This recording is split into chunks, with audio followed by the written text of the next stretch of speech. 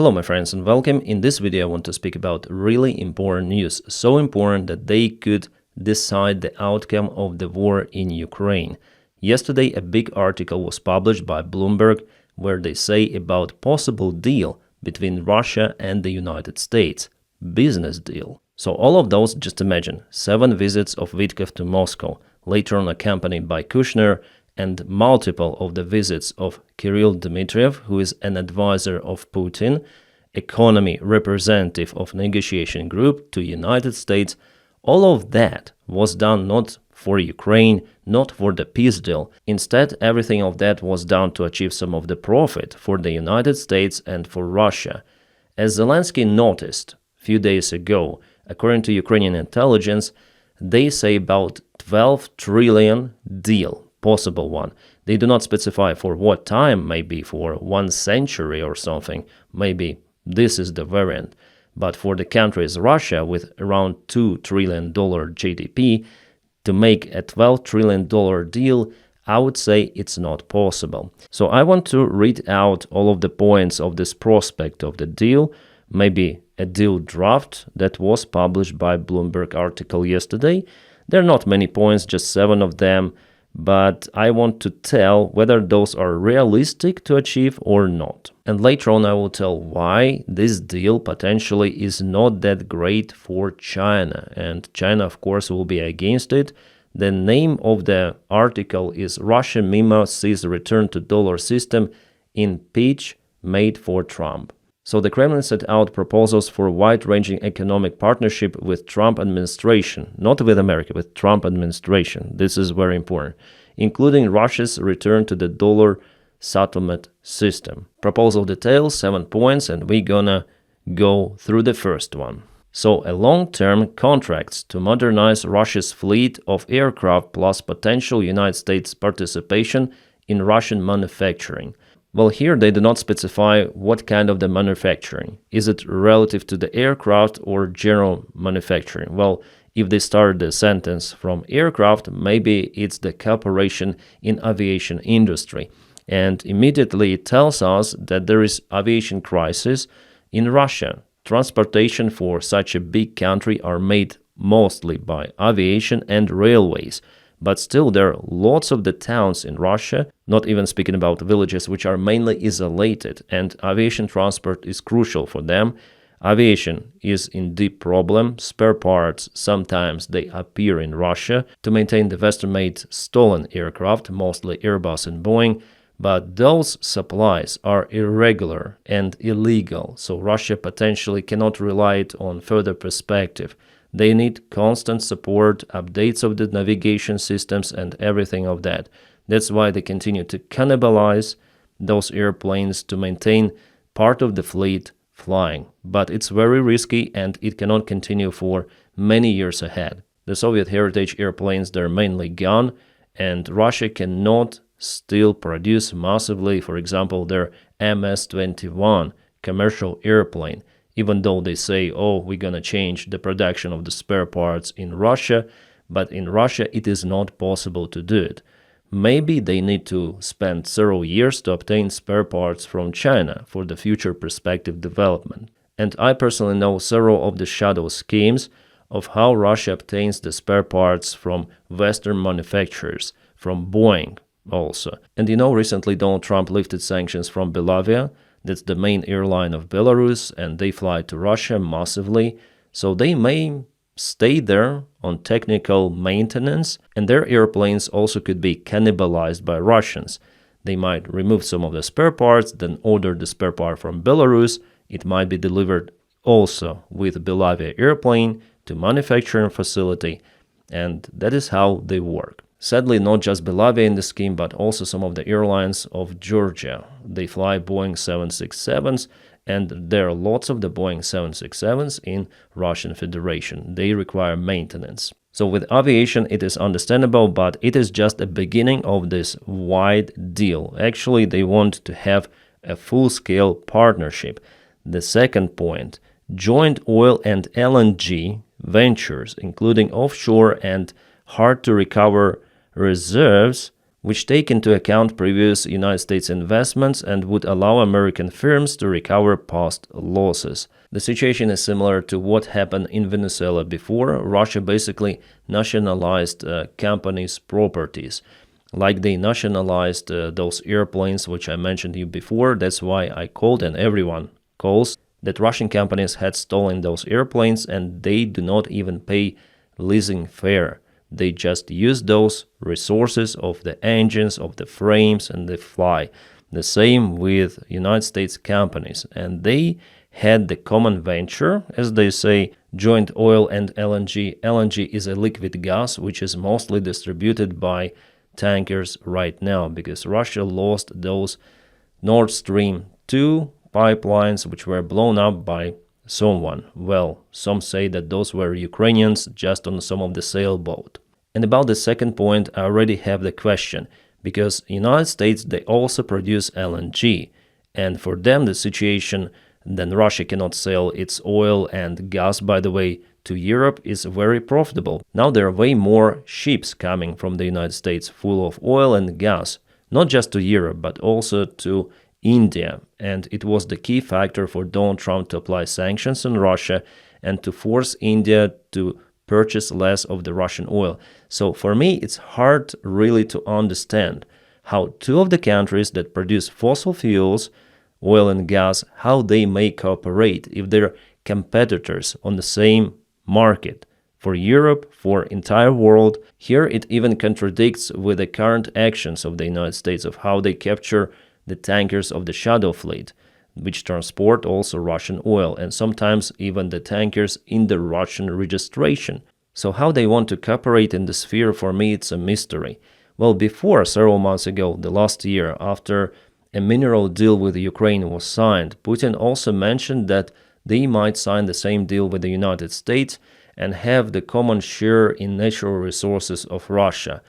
But it also undermines Russian stability within, and those oligarchs who control all of those enterprises, the production of the Russian oil and gas, they would not agree on that. I think so. Well, for me, it looks like some sort of the hoax story to brainwash American administration, because physically, potentially, this cooperation, like I say, the many reasons, it's not possible. Plus, this point is not really profitable for China, a main ally of Russia nowadays. And there will be more points of why this general deal with the United States is not profitable for Xi Jinping personally, for his regime. You see, now there is cooperation between China and Russia. China supplies some of the technologies, semiconductors, and drone parts, some of the other parts to Russia. Without China, Russia wouldn't be able to attack on the front lines. Many of the experts say like that. And as an exchange, China purchases very cheap Russian fossil fuels, oil and gas and other things, wood as well. But why would they need to pay for American corporations if this deal is signed? Why would China finance Americans? And why would they allow Americans to control what is going to China, those natural resources? Because Americans, if they have this common share venture, as they say, they might close supplies for China. Yeah, they might influence the trade between Russia and China. So absolutely, it is not okay for the Chinese side. Maybe Russia would like to do it. Maybe. Well, the Russian oligarchs, as I say to you, they will be against, and it could lead to internal instability within this Putin circle of FSB and rich guys around FSB. So this point is very risky. Risky internally and also in cooperation with Chinese side. Point number 3, preferential conditions for United States companies to return to Russian consumer market. Again, not profitable for China at all, because China sells its shit all around Russia. Automobiles, clothes, everything is sold in Russia by China. Yeah, you may say everything is mostly made in China. Well, not everything, first of all. Majority of the products, yes, but in Russia it's overwhelmingly. China occupied fully the Russian consumer market.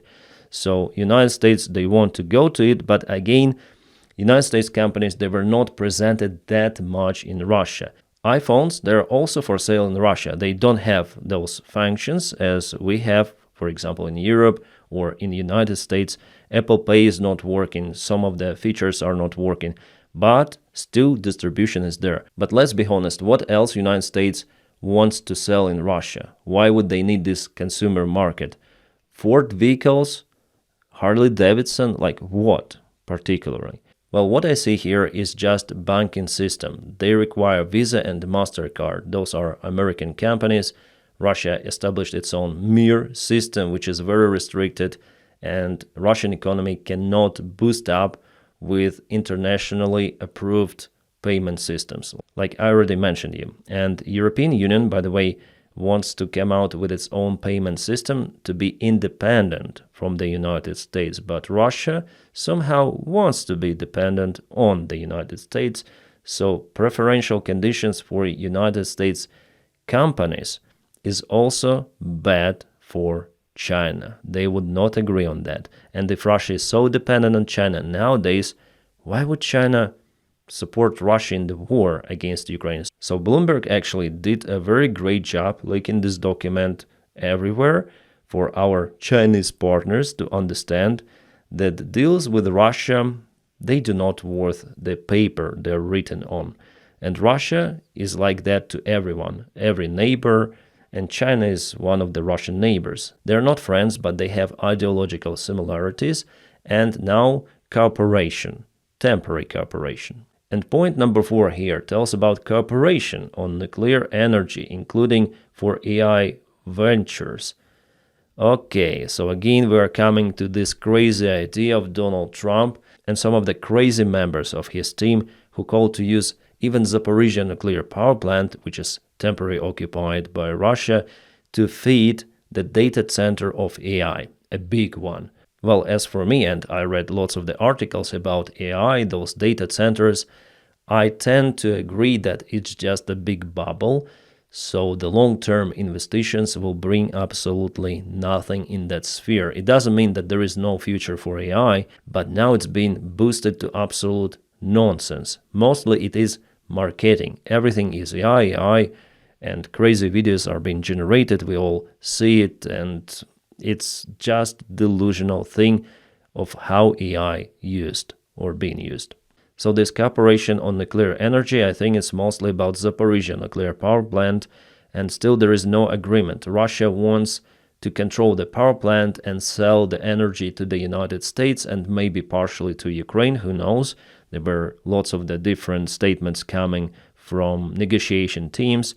United States, they want to have their own control over Zaporizhzhia nuclear power plant. Ukraine also wants it. And about the other nuclear cooperation, I think it is the same nonsense as cooperation around oil and gas, because United States and Russia, they are competitors in nuclear sphere. Both of those countries have capabilities to build not just nuclear reactors, but to build a closed cycle nuclear power plants. And Russia did it in Iran, for example. And Russia has contracts in other countries, ex-Soviet countries. In Turkey, they're also building nuclear power plant. So here, United States and Russia, they're independent, and they compete for the same market. So what are we talking about? Point number 5, and here I don't know what they mean. Russia's return to the dollar settlement system, including possibility for Russian energy transactions. Well, partially I understand about the energy transactions because Russia is selling its oil and gas not for dollars. They're being sanctioned. For example, India pays in rupees, and Russia is losing lots of the funds on conversion. They convert rupees, sometimes even purchasing bitcoins. Yeah, Russia is full into cryptocurrency. China pays in yuan, so Russia converts that thing too. But China wants their currency to be a world reserve one. So again, this return for the dollar trade is not good for China. Absolutely. They want to weaken United States economy. They want to weaken United States currency. And for them, the current status quo is more than okay. But still, there are multiple of the resources that China gets from Russia and pays back in dollars. Like, for example, wood, metals, and gold. Recently, Russia sold lots of the gold, and the main buyer for that was China. They paid in dollars. So this Russia's return to the dollar settlement system, I don't know what they even speak about, because Russia is already in this dollar settlement system. Yes, less than before, but still, lots of the reserves in Russia, in Russian banks, they are in dollar. Russia never left this dollar system. Moreover, even in countries like Iran, some of the wealth is in dollars. So the only profitable thing here is to sell oil and gas for dollars. United States may have also positives from that, but not that much as Russia. And I see that Russia mainly has pluses compared to the United States if we speak about all of those points. Number 6. Cooperation on raw materials such as lithium, copper, nickel, and platinum. Well, lithium, China has lots of the lithium. And here again, Russia might be competitor for Chinese market. Why? Why would China needs that? Copper, nickel, platinum, and alloy or aluminium, depends on where you live. They say different names for alloy. Well, it is already there. United States, they purchase Russian metals. By the way, titanium too, it is crucially needed, for example, for commercial and military airplane production. Those metals, they have some of the exemptions from the sanctions. And by the way, United States is also dependent on rare earth minerals, which is produced and handled in China mainly. Well, the last year, the Chinese Communist Party tried to regulate some of the trade of the rare earth minerals.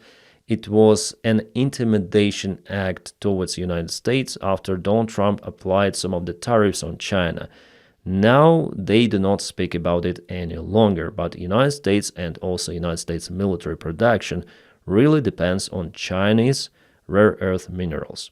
So now the United States tried to find a variant of how to use Russian rare earth minerals, but it requires lots of the years to establish not just production, but also handling and processing of those rare earth minerals, because for now China controls this market almost fully.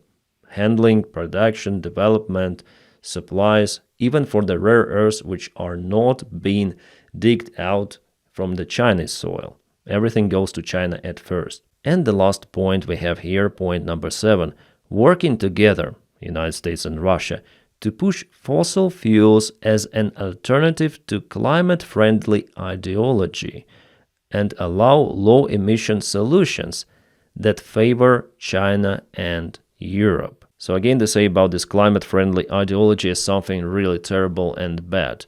Well, United States administration, Trump personally, he is delusional about this topic, especially about windmills. He all the time says that China just produces windmills, but they do not have any sort of the generation power from the windmills, which is absolute nonsense, because China has the most of the windmill fields, and they generate close to 600 gigawatts per year of pure energy. Even 2 days ago, Donald Trump said, try to find me at least one windmill farm in China. Well, I googled, there are tons of those. So Donald Trump doesn't understand what is happening around him in different countries and also inside the United States. Well, this video is not about Trump after all, but about cooperation between the United States and Russia. And this deal, what I see, is not competent, and it will not bring lots of the profit in this cooperation, so-called. For me, it looks like general hoax and more like ideological cooperation. It is understandable that this deal was written again by Dmitriev. That's why Ukrainian side, Ukrainian intelligence calls it a Dmitriev deal. Definitely, it's like that. It's more profitable for Russia, and it tells about complete nonsense, some of the cooperation between competitors for the same markets. It's never possible, guys. It's absolutely no-go. And working together to push fossil fuels, again, it's not profitable for China. China is losing almost in every point of this deal. Absolutely. China, because it is dependent on oil and gas, they have not enough oil and gas in their country. That's why they're forced to import it, mostly from Russia, from Saudi Arabia, Kuwait, Iraq, Iran also, and they try to avoid purchasing oil from the United States because they are economic competitors of the world. United States economy number 1, China economy number 2.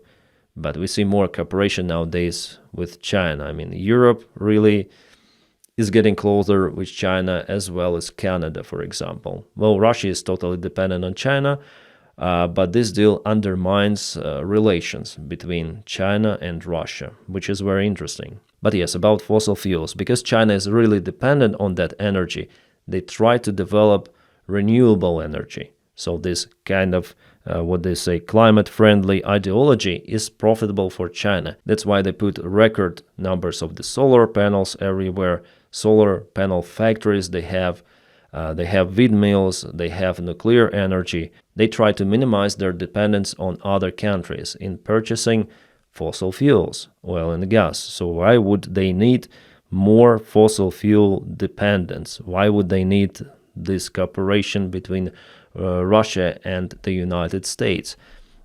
Big question. And what also tells that this cooperation, this deal, this draft is a real one, that we have some of the comments from the Western officials who are familiar with the memo, and they say that some of the proposals appear to be crafted specifically to deepen the division between the United States and Ukraine's European allies.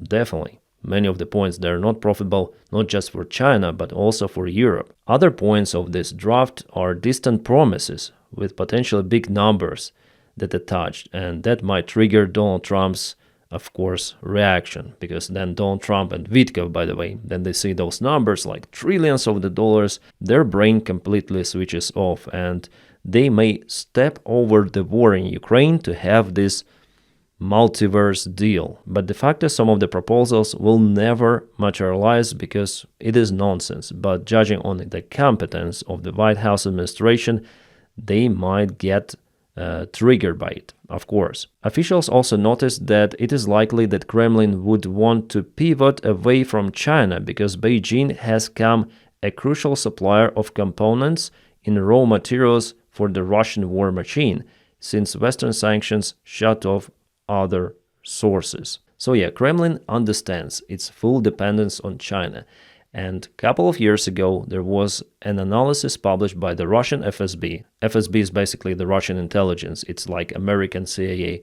And they say that the main threat might come from China to Russia. They say that China is integrated more in the Russian economy sphere, in the Russian political sphere. They have their also intelligence working in Russia. So this complete dependence may lead to loss of the Russian sovereignty.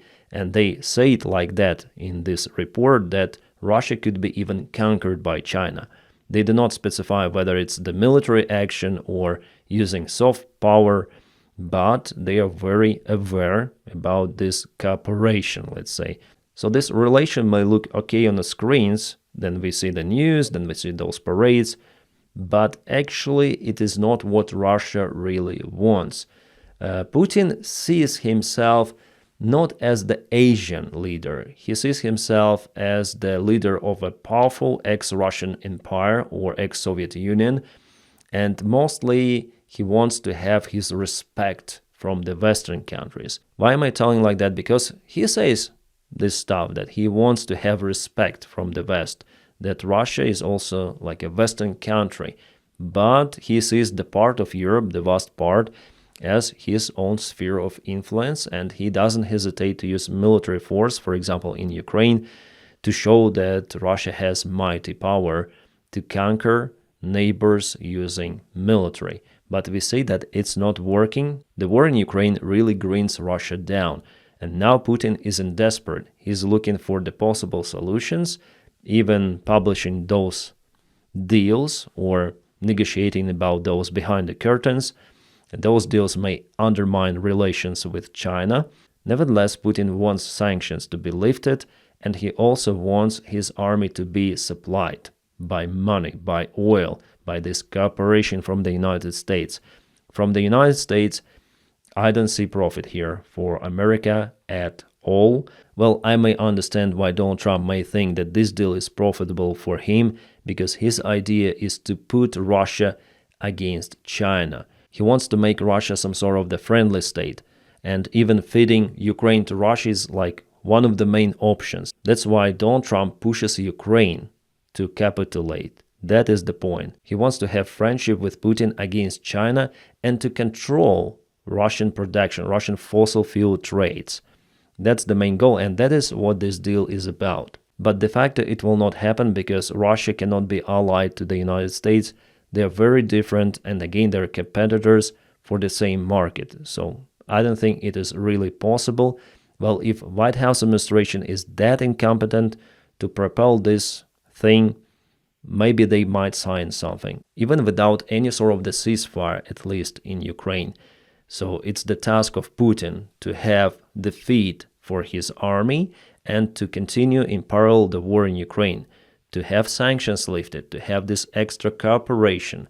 That is the goal. And probably Putin is winning here because the ability of Putin to brainwash Donald Trump's team and Davydov and everyone there, it's honestly astonishing. So in general, to conclude, this deal is mostly nonsense. It will not bring lots of the profit to the United States of America. But White House administration may still sign it. Why? First of all, they're incompetent. Second reason, that Davydov and, for example, Dmitriev, they have common shares in business. Also, Trump and Davydov, they have common shares. So it's all about personal relations and about business as usual. Ukraine is not a subject of the deal at all, but Ukraine partially mentioned here. As Zelensky said in his report, the report comes from Ukrainian intelligence. Well, Ukrainian side already commented that, saying that we do not recognize it. Any sort of the deal about Ukraine without Ukraine is nothing for us. So I guess the United States may even recognize some of the territories of Ukraine as Russian ones, occupied regions of Donetsk, maybe Crimea, but that would mean absolutely nothing. And we'll see what might happen after midterms. I expect after Congress majority swap, the situation for Donald Trump may deteriorate dramatically.